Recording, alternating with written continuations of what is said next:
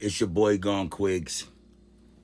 You are now in tune to F.T.R. Television episode 307. To all my YouTube viewers, hit the like button, subscribe button, notification bell, and most importantly, share the content and smash that hype button if you see that. Oh, I hate this. I gotta take my hat off for this one.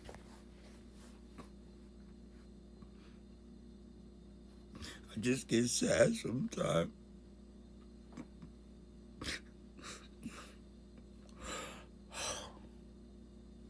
It makes me sad sometimes.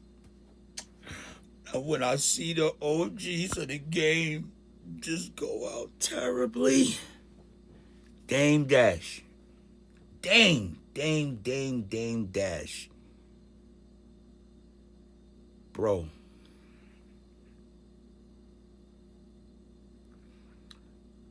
First off, I salute you for the things you were able to do prior to what you're doing today. There was one point in our times, that I can say this. There was one point in our times that you were that nigga. I'm gonna repeat that again. There was times in our time, back in the days, you were that nigga. And the things that you've seen, the places you've been, the money you've accumulated, and the women that you got involved with, at one time in life separated you from the average man. When you were with Rockefeller, your vision was implemented in so many things that took place over there, and some of these ideas made history, Dame.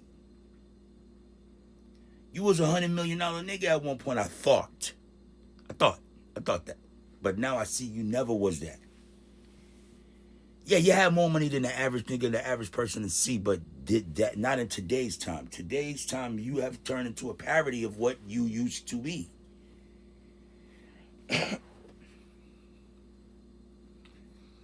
This song with this white girl rapper,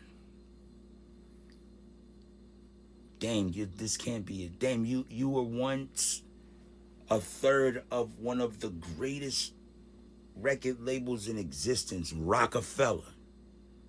You're never gonna relive those days because you ain't with Hove no more, bro. The Rock done moved on without you.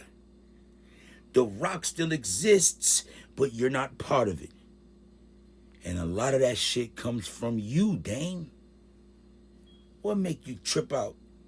What made you trip out and say that this girl was the white Aaliyah? Like, how could you first off and foremost, rest in peace to our fallen angel Aaliyah. We love Aaliyah. We'll never love that woman right there on that TV I'm looking at. We don't. You made it bad for her, calling her the white Aaliyah. You made everybody not like her right away. What the fuck you mean? What do you put?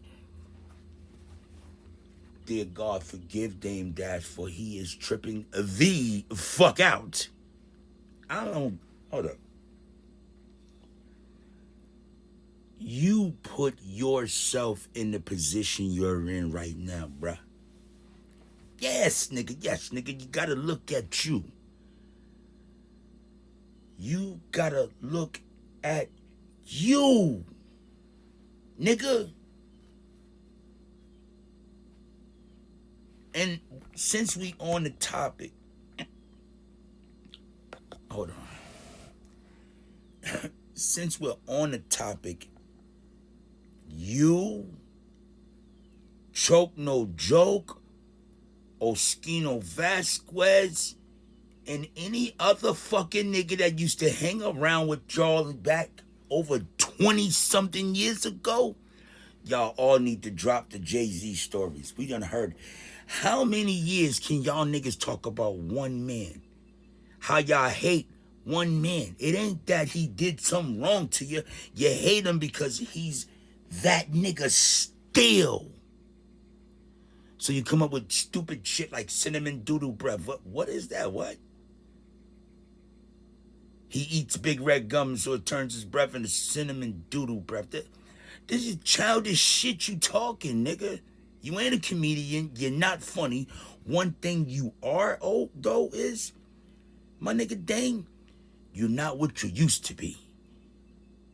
And you only have yourself to blame for that. Skino Vasquez, I loved Owen. Pause. I loved what old Skino used to do with state property. And even after state property was done, I loved how he let Meek piggyback off of his stardom, because this is true. I remember when Meek had the fucked up braids back in the days. The first time I seen Meek Mills, besides in the video with whose video was he in? That what's up? What happening? This is when T.I. was gonna sign Meek Mill. This is before it made back music.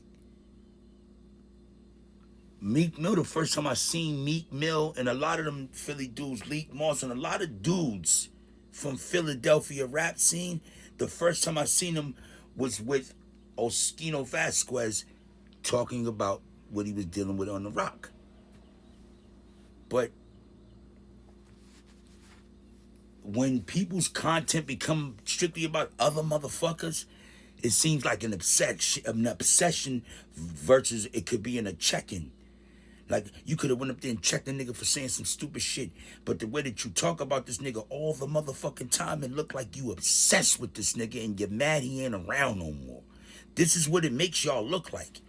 I got no quarter in the dollar, no punch in the fight. I got no swing at the bat in the game of baseball, but this shit is hideous, and I'm only telling you what the world is seeing. I'm quite sure I'm not the only one to sit up on the blog and ask people, why y'all talking about a motherfucker that never talk about y'all? Why is your main story, every time you want to try to get views, you got to reach for a Jay-Z story? What are you doing in life that you could tell us about that would be more interesting than you telling us about a Jay-Z story? We don't want to hear no more Jay-Z stories. Jay-Z's not dead. If we want to fucking check out Jay-Z, all we got to do is go on YouTube. We can go on Tidal.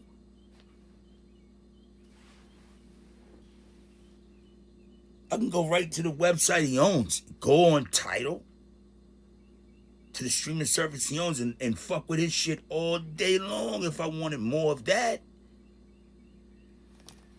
For any blogger anybody that's blogging or doing social creative content, if all your conversation is about one dude or one situation, man, you might as well stop talking. Because it's like, after you give 3-4 interviews, it's like nobody want to hear that shit no more. We want to hear, what are you doing now, nigga? Like in today's time, what are you doing? Like, Skino Vasquez, the realest shit was when you started talking about your son, how you got out, how you did this. Yo, I salute you for that shit, bruh. But leave that Jay-Z shit alone, man. You don't gotta talk about Hov. You are an entertaining nigga. You're on your own. Your own story's entertaining. And I'm not coming at you.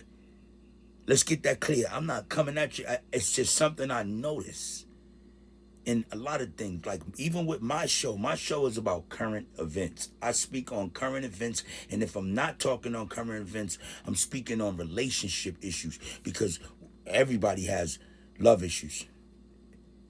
You know what I'm saying? Ain't a whole bunch of motherfuckers out here just madly in love. It's a bunch of horse shit going on, and people motherfucking condoning the shit.